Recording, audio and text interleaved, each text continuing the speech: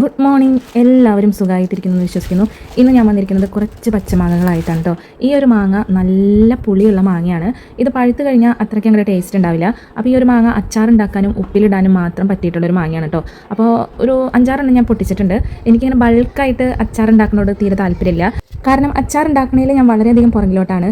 ഒരുപാട് റെസിപ്പികളൊക്കെ തപ്പി പിടിച്ചിട്ട് ജസ്റ്റ് ഒന്ന് ഉണ്ടാക്കി നോക്കും. ഒന്നല്ലെങ്കിൽ ഉപ്പ് കുറയും, അല്ലെങ്കിൽ പുളി കുറയും, അങ്ങനെയൊക്കെ ആയിട്ട് പോകാറുണ്ട്. പിന്നെ ബൾക്കായിട്ട് ഉണ്ടാക്കിയിട്ട് ഒരുപാട് നമ്മൾ നാശാക്കി കളയുന്നതിലും അർത്ഥമില്ലല്ലോ. പിന്നെ ഈ ഒരു സാധനം പെർഫെക്റ്റ് ആയിട്ട് വെള്ളമൊന്നും ഇല്ലാതെ കറക്റ്റായിട്ട് ഉണ്ടാക്കിയില്ലെങ്കിൽ നല്ല 8ന്റെ പണി തന്നെ കിട്ടും. കാരണം എന്ന് വെച്ച് കഴിഞ്ഞാൽ പെട്ടെന്ന് കേടാവുന്ന ഒരു സാധനമായിരിക്കും. എണ്ണ ഒഴിച്ചാലും എന്തൊഴിച്ചാലും അത് ഇടുന്ന കുപ്പികളായാലും അത്രയും ക്ലീനും നീറ്റും ആയിരിക്കണം. അങ്ങനെയൊക്കെ ഉണ്ടല്ലോ. അപ്പോൾ അതാ ഇടയ്ക്ക് ഇതേപോലെ ഒന്ന് ഉണ്ടാക്കി പരീക്ഷിക്കുന്നല്ലാണ്ട് ഈ അച്ചാർ ഉണ്ടാക്കുന്ന കാര്യത്തിൽ ഞാൻ വളരെയധികം പുറകിലായിട്ടാണ് കേട്ടോ. അപ്പോൾ നമുക്ക് റെസിപ്പിയിലോട്ട് കടന്നാലോ. ആദ്യം മാങ്ങ കഴുകി വൃത്തിയാക്കി അതിലെ വെള്ളമെല്ലാം കളഞ്ഞതിന് ശേഷം ഈ ഒരു കാണിച്ചിരിക്കുന്ന രീതിയിൽ വലുപ്പത്തിൽ അങ്ങ് കട്ട് ചെയ്തെടുക്കുക. എന്നിട്ട് നമുക്ക് നല്ലതുപോലെ ചൂടായി കിടക്കുന്ന എണ്ണയിലോട്ട് കുറേശ്ശെയായിട്ട് ഈ ഒരു മാങ്ങ ഇട്ടുകൊടുത്തിട്ട് നമുക്ക് നന്നായിട്ടൊന്ന് വാട്ടിയെടുക്കാം. ഞാനിവിടെ ഉണ്ടാക്കാൻ ഉദ്ദേശിച്ചത് എണ്ണമാങ്ങ അച്ചാറാണ് കേട്ടോ. ഞാൻ ഒരുപാട് വീഡിയോസ് കണ്ടതിലൊക്കെ ഈ ഒരു എണ്ണമാങ്ങ അച്ചാർ ഈ ഒരു എണ്ണയിൽ നന്നായിട്ട് മുരിയിച്ച് ഏകദേശം ഒരു ബ്രൗൺ നിറമാകുന്നത് വരെ വറുത്തെടുക്കുന്നത് ഞാൻ കണ്ടിട്ടുണ്ട്.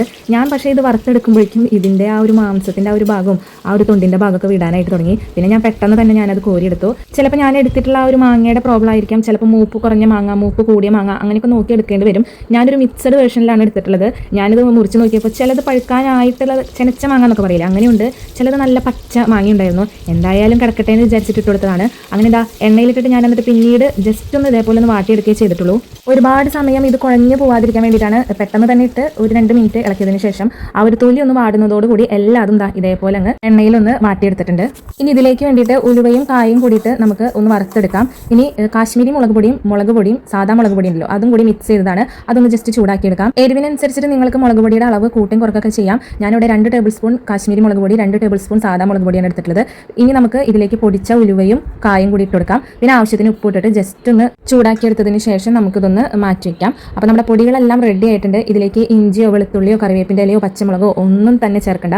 ഈ പൊടികൾ മാത്രം ആഡ് ചെയ്തിട്ടുള്ളൊരു അച്ചാറാണിത്.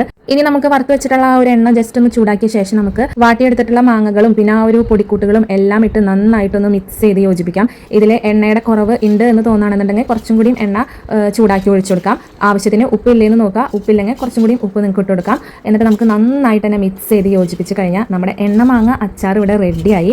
നിങ്ങൾ മാങ്ങ എടുക്കുമ്പോൾ മാങ്ങയുടെ മൂപ്പൊക്കെ നോക്കിയിട്ട് കറക്റ്റായിട്ട് എടുക്കുക. എനിക്ക് ഇതിനെക്കുറിച്ച് വലിയ ഐഡിയ ഇല്ല. ഞാൻ ഫസ്റ്റ് ടൈമാണ് ഉണ്ടാക്കുന്നത്. പക്ഷേ സാധനം ഉണ്ടാക്കി കഴിഞ്ഞ് 2-3 ദിവസം കഴിഞ്ഞെടുക്കുമ്പോൾ നല്ല സെറ്റായിട്ടുള്ള അച്ചാറായിട്ട് തന്നെ കിട്ടും. ഒരു വെറൈറ്റി അച്ചാറാണ്. പിന്നെ ഈ ഒരു ഇഞ്ചി വെളുത്തുള്ളി പച്ചമുളക് ഇതെല്ലാം നന്നാക്കി എടുക്കാനും അരിയാനൊക്കെ മടിയുള്ള കൂട്ടത്തിലുള്ളവരാണെങ്കിൽ അവർക്ക് പെട്ടെന്ന് ഉണ്ടാക്കാൻ പറ്റിയിട്ടുള്ളൊരു അച്ചാറാണ്. ഇതൊരു ഡ്രൈ ആയിട്ടുള്ള അച്ചാറാണ്. പിന്നെ അച്ചാറുകളൊക്കെ ആദ്യത്തെ ദിവസം തന്നെ എടുക്കാൻ പറ്റില്ല. ഒരു 3-4 ദിവസം അല്ലെങ്കിൽ ഒരാഴ്ച കഴിഞ്ഞ് എടുക്കുമ്പോൾ സാധനം നല്ല സെറ്റായിട്ട് കിട്ടും. ഇതിന് മുന്നേ ഞാൻ ഉണക്കിയെടുത്തിട്ടുള്ളൊരു അച്ചാറിൻ്റെ വീഡിയോ ഇട്ടായിരുന്നു. അപ്പോൾ അതും ഇതേപോലെ ഒന്ന് പരീക്ഷിച്ച് ചെയ്തൊരു വീഡിയോ ആയിരുന്നു. അതും വലിയ കുഴപ്പമില്ലാതെ കഴിക്കാൻ പറ്റുന്ന ഒരു അച്ചാറാണ്. അപ്പോൾ ഈ ഒരു അച്ചാറിൻ്റെ റെസിപ്പി എല്ലാവരും കണ്ട് ഒന്ന് ട്രൈ ചെയ്ത് നോക്കുക. അടുത്തൊരു വീഡിയോ ആയിട്ട് വീണ്ടും വരാം. എല്ലാവർക്കും ശുഭദിനം നേരുന്നു. താങ്ക്